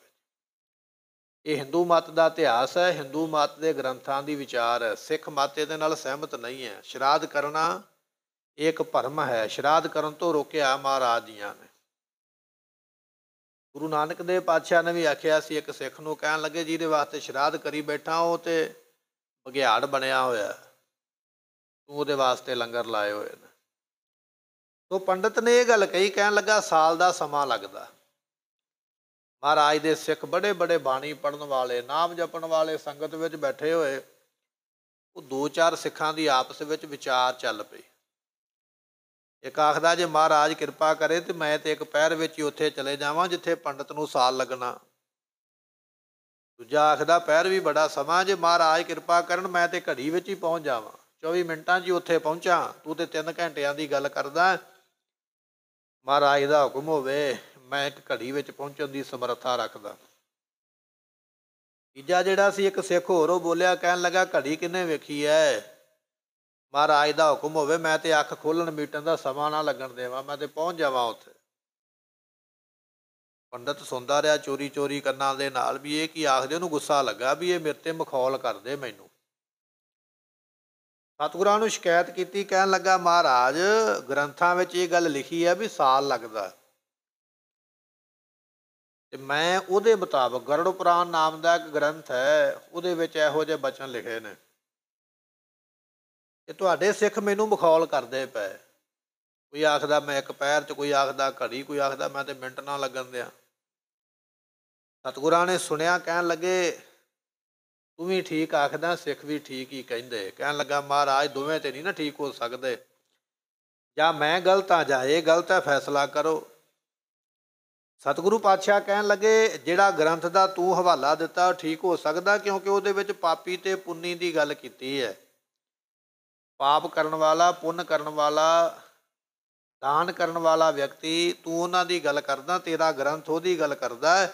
ਪਰ ਜਿਹੜੀ ਗੱਲ ਸਾਡੇ ਸਿੱਖਾਂ ਨੇ ਕੀਤੀ ਹੈ, ਇਹ ਨਾਮ ਜਪਣ ਵਾਲੇ ਨੇ। ਰੁੱਖ ਦੀ ਟੀਸੀ ਤੇ ਬਹਿਣਾ ਨਾ, ਰੁੱਖ ਦੀ ਚੋਟੀ ਤੇ ਬਹਿਣਾ। ਕੀੜੀ ਨੂੰ ਰੁੱਖ ਦੀ ਚੋਟੀ ਤੇ ਜਾਂਦਿਆਂ ਜਾਂਦਿਆਂ ਘੰਟੇ ਲੱਗ ਜਾਣਗੇ, ਕਈ ਵਾਰ ਡਿੱਗੇਗੀ, ਕਈ ਵਾਰ ਚੜ੍ਹੇਗੀ। ਤੇ ਪੰਛੀ ਨੂੰ ਮਿੰਟ ਵੀ ਨਹੀਂ ਲੱਗਦਾ, ਉਹ ਝੱਟ ਹੀ 2 ਖੰਭਾਂ ਦੀ ਉਡਾਰੀ ਮਾਰਦਾ ਤੇ ਰੁੱਖ ਦੀ ਚੋਟੀ ਤੇ ਬਹਿ ਜਾਂਦਾ। ਮਹਾਰਾਜ ਕਹਿੰਦੇ ਰਸਤਾ ਓਨਾ ਹੀ ਹੈ, ਇੱਕ ਨੂੰ ਚਲਦਿਆਂ ਚਲਦਿਆਂ ਸਮਾਂ ਲੱਗ ਗਿਆ, ਉਹ ਡਿੱਗਦਾ ਫਿਰ ਚੱਲਦਾ, ਫਿਰ ਡਿੱਗਦਾ ਫਿਰ ਚੱਲਦਾ, ਇੱਕ ਨੇ ਝਾਟੀ ਛਾਲ ਮਾਰੀ ਤੇ ਉੱਥੇ ਪਹੁੰਚ ਗਿਆ। ਸਾਡੇ ਸਿੱਖ ਪੁੰਨ ਪਾਪ ਤੋਂ ਪਰੇ ਨੇ, ਇਹ ਨਾਮ ਦੇ ਜਹਾਜ਼ ਤੇ ਚੜ੍ਹੇ ਨੇ। ਜੋ ਇਹ ਆਖਦੇ ਸੱਚ ਹੀ ਹੈ, ਇਹ ਵੀ ਝੂਠੇ ਨੇ। ਸੋ ਇਹ ਬਚਨ ਹੈ। ਕਹਿਣ ਲੱਗੇ ਵੀ ਮਹਾਰਾਜ ਜੀ ਐਸੀ ਕਿਰਪਾ ਕਰਨ ਵਾਲੇ ਨੇ ਕਿ ਗੁਰੂ ਦਾ ਸਿੱਖ ਪਾਪ ਤੇ ਪੁੰਨ ਤੋਂ ਪਰੇ ਹੈ, ਜਿਹੜਾ ਨਾਮ ਜਪਦਾ। ਨਾ ਨੂੰ ਪਾਪ ਨਾ ਨੂੰ ਪੁੰਨ, ਚੌਥੇ ਸੁਣੈ ਜੋ ਨਰ ਜਾਣੈ ਤਾ ਕੋ ਪਾਪ ਨਾ ਪੁੰਨੰ। ਹੁਣ ਬ੍ਰਹਮ ਗਿਆਨੀ ਵੀ ਚੱਲਦਾ ਹੈ ਨਾ, ਸੰਤ ਚੱਲਦਾ, ਕੋਈ ਸਾਧੂ, ਉਹਦੇ ਪੈਰਾਂ ਥੱਲੇ ਵੀ ਕੀੜੇ ਮਕੌੜੇ ਆ ਕੇ ਮਰਦੇ, ਪਰ ਉਹਨਾਂ ਨੂੰ ਉਸ ਚੀਜ਼ ਦਾ ਲੇਖਾ ਨਹੀਂ ਦੇਣਾ ਪੈਂਦਾ। ਉਸ ਅਵਸਥਾ ਤੋਂ ਉਹ ਪਰੇ ਹੋ ਗਏ ਨੇ, ਉੱਪਰ ਉੱਠ ਗਏ। ਆਮ ਜਿਹੜੇ ਸੰਸਾਰੀ ਲੋਕ ਨੇ ਉਹਨਾਂ ਨੂੰ ਹਰੇਕ ਕਰਮ ਦਾ ਲੇਖਾ ਦੇਣਾ ਪੈਂਦਾ, ਪਰ ਜਦੋਂ ਉਸ ਚੀਜ਼ ਤੋਂ ਬਾਹਰ ਹੋ ਜਾਂਦੇ ਆ ਫਿਰ ਉਹ ਲੇਖੇ ਵਿੱਚ ਨਹੀਂ ਆਉਂਦੀ, ਉਹ ਮੁੱਕ ਜਾਂਦੀ ਹੈ। ਅਸੀਂ ਕਿਸੇ ਦਾ ਕਤਲ ਕਰ ਦਈਏ, ਉਹਦੀ ਸਾਨੂੰ ਸਜ਼ਾ ਦੇਵੇਗੀ ਸਰਕਾਰ, ਗੌਰਮੈਂਟ, ਕਾਨੂੰਨ ਸਜ਼ਾ ਦੇਵੇਗਾ। ਪਰ ਜਦੋਂ ਇੱਕ ਫੌਜੀ ਦਾ ਜਵਾਨ ਲੜਦਾ, ਫੌਜ ਦਾ ਆਦਮੀ ਲੜਦਾ, ਉਹ ਕਈਆਂ ਨੂੰ ਮਾਰ ਦਿੰਦਾ, ਉਹਨੂੰ ਸਜ਼ਾ ਨਹੀਂ ਮਿਲਦੀ, ਉਹਨੂੰ ਸਗੋਂ ਇਨਾਮ ਮਿਲਦਾ, ਮੈਡਲ ਮਿਲਦੇ। ਕੰਮ ਅਸੀਂ ਕੀਤਾ ਹੈ, ਸਾਨੂੰ ਸਜ਼ਾ ਮਿਲ ਗਈ ਹੈ, ਉਹਨੇ ਕੰਮ ਕੀਤਾ, ਉਹਨੂੰ ਇਨਾਮ ਮਿਲੇ ਨੇ। ਹੈ ਕਤਲ ਦੋਨਾਂ ਤਰੀਕਿਆਂ ਦੇ ਨਾਲ ਕੀਤਾ ਗਿਆ। ਇਸੇ ਤਰ੍ਹਾਂ ਗੁਰਮੁਖੋ ਇਹ ਜਿਹੜੇ ਕਰਮ ਨੇ, ਜੇ ਅਸੀਂ ਅਜੇ ਬੱਧੇ ਹੋਏ ਹਾਂ, ਸਾਨੂੰ ਕਰਮਾਂ ਦਾ ਲੇਖਾ ਦੇਣਾ ਪੈਣਾ। ਪਰ ਜਿਹੜਾ ਨਾਮ ਦਾ ਰਸੀਆ ਸਾਧੂ ਹੈ ਨਾ, ਉਹ ਉੱਪਰ ਉੱਠ ਗਿਆ, ਉਹਨੂੰ ਕਰਮਾਂ ਦੇ ਲੇਖੇ ਵਿੱਚ ਨਹੀਂ ਆਉਣਾ ਪੈਂਦਾ, ਉਹਨੂੰ ਹਿਸਾਬ ਨਹੀਂ ਦੇਣਾ ਪਵੇਗਾ। ਮਹਾਰਾਜ ਕਹਿ ਰਹੇ ਨੇ, ਕਹਿਣ ਲੱਗੇ ਪਾਪ ਪੁੰਨ ਕੋ ਲਗਹਿ ਨਾ ਲੇਸ਼ੂ। ਇਹ ਬ੍ਰਾਹਮਣ ਕਹਿ ਰਿਹਾ ਮਹਾਰਾਜ ਤੁਹਾਡੇ ਸਿੱਖਾਂ ਨੂੰ, ਤੁਹਾਨੂੰ ਪਾਪ ਪੁੰਨ ਨਹੀਂ, ਇਹ ਮੈਨੂੰ ਅੱਜ ਪਤਾ ਲੱਗਾ ਹੈ। ਨਰ ਲੀਲਾ ਠਾਨੋ ਜਗਤੇਸ਼। ਮਹਾਰਾਜ ਤੁਸੀਂ ਤੇ ਇਹ ਜਗਤ ਦੀ ਇੱਕ ਲੀਲਾ ਕਰਦੇ ਹੋ, ਵੀ ਆ ਤਮਾਸ਼ਾ ਕਰਨਾ ਲੋਕਾਂ ਦਾ, ਦੇਖਣੇ ਆਇਓ ਜਗਤ ਤਮਾਸ਼ਾ। ਤੁਸੀਂ ਤੇ ਬੰਦਿਆਂ ਵਾਲੇ ਇੱਕ ਨਿੱਕੀਆਂ ਨਿੱਕੀਆਂ ਲੀਲਾ ਕਰਦੇ ਹੋ, ਤੁਹਾਨੂੰ ਕਰਨ ਦੀ ਲੋੜ ਨਹੀਂ। ਤੁਸੀਂ ਚਾਹੋ ਤੇ 1 ਮਿੰਟ ਦੇ ਵਿੱਚ ਕੀ ਨਹੀਂ ਕਰ ਸਕਦੇ। ਸਾਰੀ ਧਰਤੀ ਤੇ ਖਾਲਸੇ ਦਾ ਰਾਜ ਕਰਵਾ ਸਕਦੇ ਹੋ, ਸਾਰੀ ਧਰਤੀ ਨੂੰ ਸਿੱਖ ਬਣਾ ਸਕਦੇ ਹੋ, ਸਾਰੀ ਧਰਤੀ ਨੂੰ ਜੋ ਚਾਹੋ ਦੇ ਸਕਦੇ ਹੋ, ਤੇ ਜਿਹਨੂੰ ਚਾਹੋ ਨਾਸ ਕਰ ਸਕਦੇ ਹੋ। ਆਪਾਂ ਇਤਿਹਾਸ ਵਿੱਚ ਬਚਨ ਸਰਵਣ ਕੀਤਾ ਸੀ, ਭਾਈ ਮਤੀ ਦਾਸ ਨੇ ਆਖਿਆ ਸੀ ਮਹਾਰਾਜ ਤੁਸੀਂ ਇਸ਼ਾਰਾ ਦੇ ਦਿਓ, ਮੈਂ ਪੂਰੀ ਦੀ ਪੂਰੀ ਮੁਗਲ ਕੌਮ ਖਤਮ ਕਰ ਦਿਆਂਗਾ, ਇਸਲਾਮ ਨੂੰ ਮੰਨਣ ਵਾਲਾ ਨਹੀਂ ਰਹਿਣ ਦੇਵਾਂਗਾ। ਤੇ ਸਤਿਗੁਰਾਂ ਨੇ ਆਖਿਆ ਸੀ ਸਾਰਿਆਂ ਨੇ ਕੀ ਵਿਗਾੜਿਆ ਮਤੀ ਦਾਸ, ਸਾਡਾ ਕਿਸੇ ਕੌਮ ਨਾਲ, ਕਿਸੇ ਧਰਮ ਨਾਲ ਕੋਈ ਵੈਰ ਨਹੀਂ। ਜੇ ਇੱਕ ਸਿੱਖ ਇੰਨੀ ਤਾਕਤ ਰੱਖ ਸਕਦਾ, ਉਹ ਕਹਿ ਸਕਦਾ ਵੀ ਮਹਾਰਾਜ ਆਗਿਆ ਦਿਓ, ਮੈਂ ਇਹ ਕਰ ਸਕਦਾ, ਮੈਂ ਕਰ ਦੇਵਾਂਗਾ। ਜਿਸ ਗੁਰੂ ਦੇ ਕੋਲੋਂ ਤਾਕਤ ਲਈ ਹੈ, ਉਹ ਗੁਰੂ ਕਿੰਨਾ ਵੱਡਾ ਸਮਰੱਥ ਹੈ। ਗੁਰ ਜੈਸਾ ਨਾਹੀ ਕੋ ਦੇਵ। ਇਹ ਪੰਡਤ ਕਹਿ ਰਿਹਾ ਮਹਾਰਾਜ ਆਪ ਜੀ ਤੇ ਇਹ ਜਗਤ ਦੀ ਲੀਲਾ ਕਰਦੇ ਪਏ, ਤੁਹਾਡੇ ਵਰਗਾ ਸਮਰੱਥ ਕੋਈ ਨਹੀਂ ਹੈ। ਜਿਸ ਪਰ ਕਿਰਪਾ ਆਪ ਕੀ ਹੋਏ, ਜਿਹਦੇ ਉੱਤੇ ਮਹਾਰਾਜ ਤੁਹਾਡੀ ਕਿਰਪਾ ਹੁੰਦੀ ਹੈ। ਪ੍ਰਭ ਸਰੂਪ ਤੁਮ ਜਾਣੈ ਸੋਏ, ਉਹ ਤੁਹਾਨੂੰ ਜਾਣਨਗੇ ਪਰਮੇਸ਼ਰ ਦਾ ਰੂਪ। ਜਿਹਦੇ ਉੱਪਰ ਕਿਰਪਾ ਹੋਏਗੀ ਉਹ ਤੇ ਗੁਰੂ ਗੋਬਿੰਦ ਸਿੰਘ ਪਾਤਸ਼ਾਹ ਨੂੰ ਪਰਮੇਸ਼ਰ ਜਾਣ ਲੈਣਗੇ। ਜਿਹੜੇ ਕਿਰਪਾ ਤੋਂ ਖਾਲੀ ਹੋਣਗੇ ਉਹ ਇੱਕ ਇਨਸਾਨ ਜਾਣ ਲੈਣਗੇ। ਹੁਣ ਗੁਰਮੁਖੋ ਅਨੰਦਪੁਰ ਸਾਹਿਬ ਦੀ ਧਰਤੀ ਤੇ ਉਹ ਵੀ ਆਉਂਦੇ ਪਏ ਨੇ ਜਿਹੜੇ ਮੱਥਾ ਟੇਕਣ ਆਏ ਦੂਰੋਂ ਪਰਮੇਸ਼ਰ ਜਾਣ ਕੇ, ਤੇ ਅਨੰਦਪੁਰ ਸਾਹਿਬ ਦੀ ਧਰਤੀ ਤੇ ਉਹ ਵੀ ਆਉਂਦੇ ਪਏ ਜਿਹੜੇ ਜੰਗ ਕਰਨਗੇ ਤੇ ਮਹਾਰਾਜ ਨੂੰ ਕਈ ਤਰ੍ਹਾਂ ਦੀਆਂ ਪਰੇਸ਼ਾਨੀਆਂ ਦੇ ਕੇ ਅਨੰਦਪੁਰ ਸਾਹਿਬ ਦੇ ਵਿੱਚੋਂ ਕੱਢਣ ਦਾ ਵੀ ਯਤਨ ਕਰਨਗੇ। ਇਹ ਆਪਣੀ ਆਪਣੀ ਭਾਵਨਾ ਹੈ। ਕੋਈ ਤੁਹਾਨੂੰ ਪਰਮੇਸ਼ਰ ਜਾਣਦਾ ਹੈ, ਕੋਈ ਤੁਹਾਨੂੰ ਆਮ ਇਨਸਾਨ ਸਮਝਦਾ ਹੈ। ਅਬ ਨਿਸ਼ਚਾ ਮੇਰੇ ਮਨ ਆਇਓ, ਮਹਾਰਾਜ ਮੈਨੂੰ ਵੀ ਨਿਸ਼ਚਾ ਹੋ ਗਿਆ, ਮੈਨੂੰ ਵੀ ਭਰੋਸਾ ਹੋ ਗਿਆ ਵੀ ਤੁਸੀਂ ਖੁਦ ਪਰਮੇਸ਼ਰ ਹੋ। ਧਰਮ ਹੇਤ ਤਨ ਕੋ ਤੁਮ ਪਾਇਓ, ਤੁਸੀਂ ਧਰਮ ਬਣਾਉਣ ਵਾਸਤੇ ਇਹ ਸਰੀਰ ਅਪਣਾਇਆ ਹੈ। ਤੁਹਾਡਾ ਜੰਮਣ ਮਰਨ ਕੋਈ ਨਹੀਂ ਹੈ, ਤੁਹਾਡਾ ਲੇਖਾ ਕੋਈ ਨਹੀਂ ਹੈ। ਤੁਸੀਂ ਤੇ ਕੇਵਲ ਧਰਮ ਨੂੰ ਰੱਖਣ ਵਾਸਤੇ, ਧਰਮ ਨੂੰ ਬਚਾਉਣ ਵਾਸਤੇ, ਧਰਮ ਪੈਦਾ ਕਰਨ ਵਾਸਤੇ ਸਰੀਰ ਨੂੰ ਆਪ ਜੀ ਨੇ ਧਾਰਿਆ ਹੈ। ਸੁਨ ਪ੍ਰਭ ਕਹਿਓ ਤੁਮੈ ਅਨੁਸਾਰੇ, ਮਹਾਰਾਜ ਕਹਿਣ ਹੱਸ ਪਏ ਜਦੋਂ ਬਚਨ ਸੁਣੇ ਨਾ ਪੰਡਤ ਦੇ। ਪਹਿਲਾਂ ਤੇ ਕਹਿ ਰਿਹਾ ਸੀ ਨਾ ਮਹਾਰਾਜ ਤੁਸੀਂ ਇੰਨੇ ਜੀਵ ਮਾਰ ਦਿੱਤੇ, ਪਾਪ ਲੱਗੇਗਾ। ਜਦੋਂ ਮਰੇ ਹੋਏ ਜਿਉਂਦੇ ਹੋ ਗਏ, ਹੱਥ ਜੋੜ ਕੇ ਸਾਹਮਣੇ ਬੈਠ ਗਿਆ ਮਹਾਰਾਜ, ਇਹ ਤੇ ਆਪ ਜੀ ਲੀਲਾ ਕਰਦੇ ਹੋ, ਤੁਸੀਂ ਸਮਰੱਥ ਹੋ, ਮੈਨੂੰ ਪਤਾ ਹੀ ਅੱਜ ਲੱਗਾ। ਇਹ ਬਚਨ ਸੁਣ ਕੇ ਮਹਾਰਾਜ ਹੱਸ ਪਏ, ਕਹਿਣ ਲੱਗੇ ਨਾ ਨਾ ਪੰਡਤ ਜੀ ਐਸੀ ਗੱਲ ਨਹੀਂ ਹੈ, ਅਸੀਂ ਹੁਣ ਸਾਰੇ ਕੰਮ ਤੈਨੂੰ ਪੁੱਛ ਕੇ ਹੀ ਕਰਿਆ ਕਰਾਂਗੇ।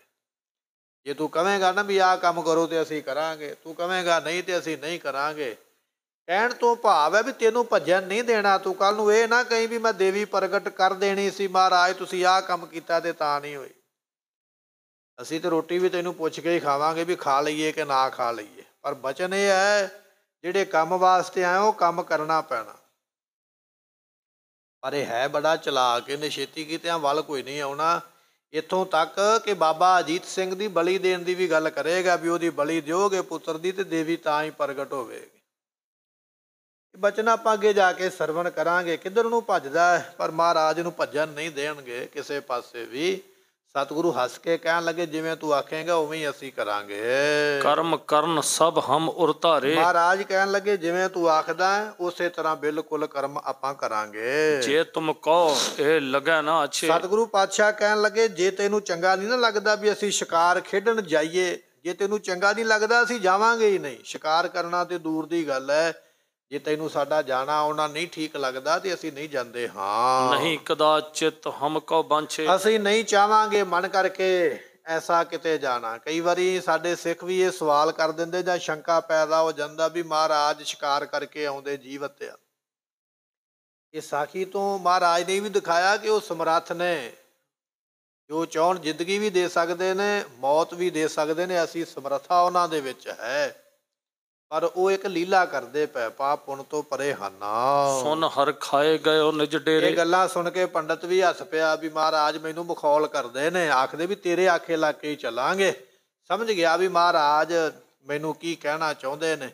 ਇਹ ਵੀ ਬੜਾ ਖੁਸ਼ ਹੋ ਕੇ ਕਹਿਣ ਲੱਗਾ ਠੀਕ ਹੈ ਮਹਾਰਾਜ। ਫਿਰ ਮੈਂ ਉਹ ਟਿੱਲੇ ਤੇ ਚੱਲਿਆ, ਉੱਥੇ ਜਾ ਕੇ ਫਿਰ ਜੱਗ ਸ਼ੁਰੂ ਕਰਦਾ। ਹਾਂ ਹਿਰਦੈ ਵਿਚਾਰ ਕਰਤ ਬਹੁ ਤੇਰੇ, ਮਨ ਦੇ ਵਿੱਚ ਬਹੁਤ ਜ਼ਿਆਦਾ ਵਿਚਾਰ ਕਰਦਾ ਹੈ। ਇਸ ਜੱਗ ਮੈਂ ਧਨ ਪਾਵਨ ਆਦ, ਕਹਿਣ ਲੱਗਾ ਵੀ ਇਸ ਦੁਨੀਆ ਵਿੱਚ ਮੇਰੇ ਜਿੰਨੀ ਕਿਸੇ ਨੇ ਮਾਇਆ ਨਹੀਂ ਕਮਾਈ ਹੋਣੀ। ਜਦੋਂ ਵੇਖਿਆ ਨਾ ਮਹਾਰਾਜ ਨੇ ਮਰੇ ਜਾਨਵਰ ਜਿਉਂਦਾ ਕਰ ਦਿੱਤੇ ਤੇ ਬੜਾ ਖੁਸ਼ ਹੈ। ਕਹਿਣ ਲੱਗਾ ਵੀ ਮਹਾਰਾਜ ਤੋਂ ਜੋ ਮੰਗਾਂਗਾ ਮੈਨੂੰ ਮਿਲਣਾ ਹੈ।